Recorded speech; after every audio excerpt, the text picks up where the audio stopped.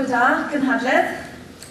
Fori, fe fydd pob un ohono ni, mae'n siŵr, yn cofio'r ymysodiad creulon dieflig 10 mlynedd nôl ar yr Unol Daleithiau, yn cynnwys dymchwel anghredadwy 2 dŵr y ganolfan fasnach byd.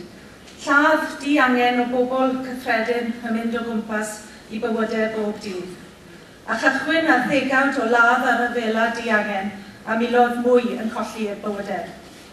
Ychydig wythnosau yn dilyn 9/11, gyda'r Unol Daleithiau a'r Deyrnas Gyfunol wedi dechrau bomio Afghanistan, fel eisodd Blaid Cymru farn yn erbyn y bomio.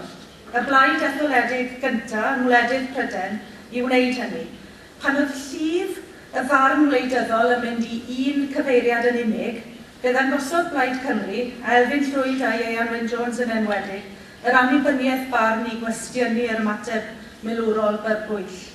Fe o'n i'n gadeirydd y blaid ar y pryd, a dwi'n cofio gwrando ar y trafod arweiniodd at y penderfyniad I wrthwynebu.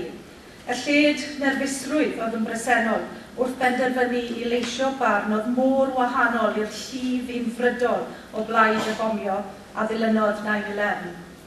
O bob cyfeiriad, fe roedd yna ymateb ffyrnig ar Elfyn Llwyd ac ar Blaid Cymru am hynny, ond 10 mlynedd yn ddiweddarach, pwy oedd yn iawn I gwestiynu? Ni. Dwi'n cofio mor falch o'n I bryd hynny o annibyniaeth barn Plaid Cymru. Mae gan y blaid yma ddiddordeb tu hwnt I Gymru. Mae tegwch a chyfiawnder pobl ar draws y byd yn bwysig I ni. A mae rhai o oriau gorau y blaid yma wedi ymwneud â materion sy'n mhell tu hwnt I ffiniau Cymru. Jill ar Balesteina, Adam ar Iraq a Dafydd Iwan ar Kurdistan. Fe o'n falch hefyd I wrando ar Elfyn eleni ar lawr tir cyffredin yn datgan cefnogaeth amodol I ymyrraeth rhyngwladol yn Libya, lles trigolion o wlad honno. Nid plaid fewnblyg hunanol I ni. Ni'n adlewyrchiad o wlad a phobl sydd wedi hir ymddiddori yn lles pobl a gwledydd ar draws y byd. I ni ym Mhlaid Cymru, rydyn ni eisiau'r un rhyddid a'r un cyfiawnder I bobl ym mhob cwr o'r byd, yn ogystal ag i'n pobl ni'n hunain. Ond mae yna bobl eraill all ymladd achosion tramor hefyd. Ni yn unig sy'n ymladd achos Cymru, ac hyd yn oed gyda sefydlu Senedd Ddeddfwriaethol Ddemocrataidd, mae achos Cymru yn parhau, a'r angen am Blaid Cymru a'r Gymru mor gryf ag eriod. Occasionally, I hear a long-standing Plaid member nostalgically comment, this isn't the same party I joined 40 years ago. No, it isn't, and thank God it isn't. 40 years ago, I let you know, when the Welsh nation had Miss Nantgaredig or Miss Ogmo Vale posing scantily clad on the front page, declaring in the Welsh nation that their never-ending love for Plaid Cymru. That was 40 years ago in Plaid Cymru. Or when in Ceredigion, there were more election posters than votes for Plaid Cymru. Yes. Over 10,000 of them, by the way. Nor is it the same party I joined 20 years ago, when we just made a major breakthrough and moved from 3 to 4 elected members, and the prospect of an elected Parliament for Wales seemed a faraway dream. This party has changed and is continuing to change, because Wales is changing. That's what we want, isn't it? We're the ones who don't want the status quo. We're the ones who want change. So we must embrace change ourselves. But although there are so many changes in Plaid Cymru, our branding, our messaging, our name, our ways of working, our core beliefs have stayed the same. We want our country to be a free, democratic nation, and we want our people to have justice and prosperity. Free, fair and flourishing. That was the aim 40 years ago and remains so today. Only I'd suggest kindly that we are closer to realising our ambition today. Mind you, I did talk to one Plaid Cymru member earlier on this week, who is also a Christian. He told me that he believed in 2 things, heaven and independence. He did not believe, however, that he would see either. I didn't tell him that of the two, that he's more likely to see heaven than independence, because he has been collecting his bus pass for a few years. However, independence for our nation is not achieved by a few Plaid Cymru members saying it often enough, or wishing for it hard enough, and then, hey presto, it happens. Independence is not forced on the people of Wales by Plaid Cymru.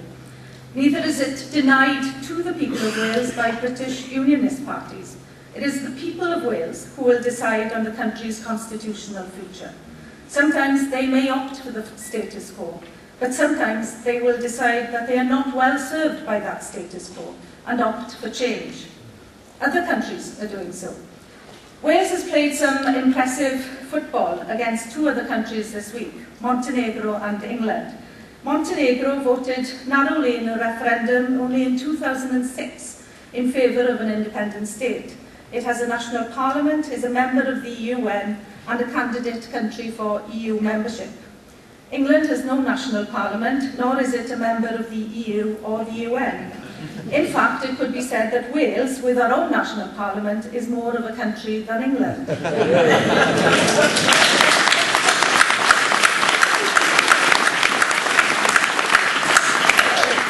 The constitutional imbalance of the UK is unsustainable, and a possible yes vote for Scottish independence will change the UK irrevocably.